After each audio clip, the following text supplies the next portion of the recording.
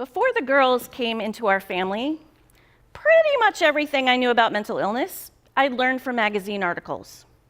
Is that a t-shirt, like everything I learned about mental illness I got from People magazine?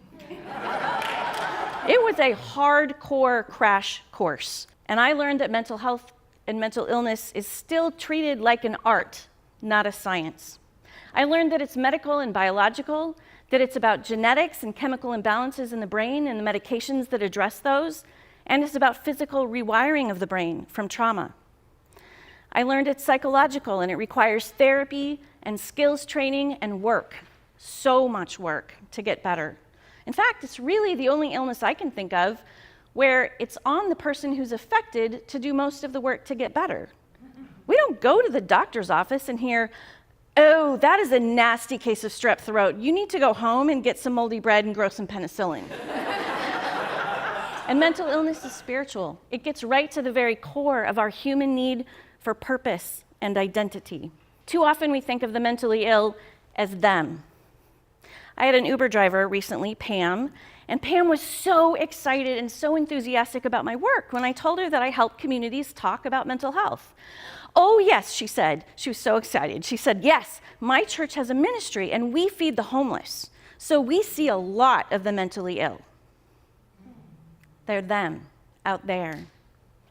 But I said, "Pam, what about the 1 in 4 sitting around you in the pews every Sunday at church?"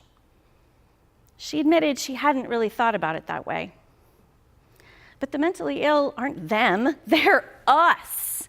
It's 1 in 5 of us every year, 1 in 4 of us over a lifetime. It's 1 in 5 of our kids between the ages of 13 and 18.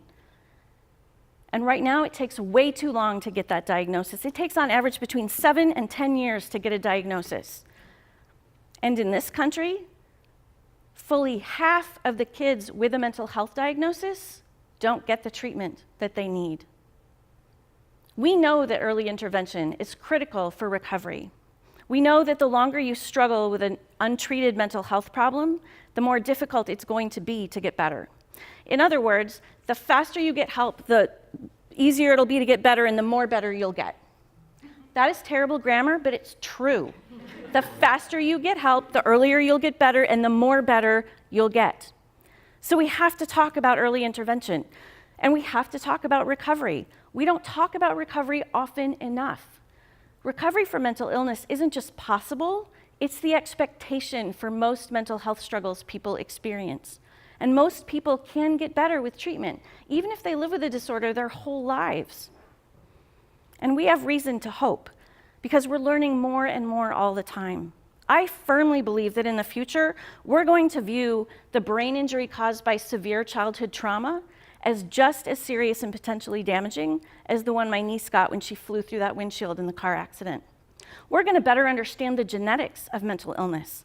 We're going to understand which of us is susceptible to disorders like bipolar and psychosis, genetic tendencies that can be turned on by our choices, including marijuana use.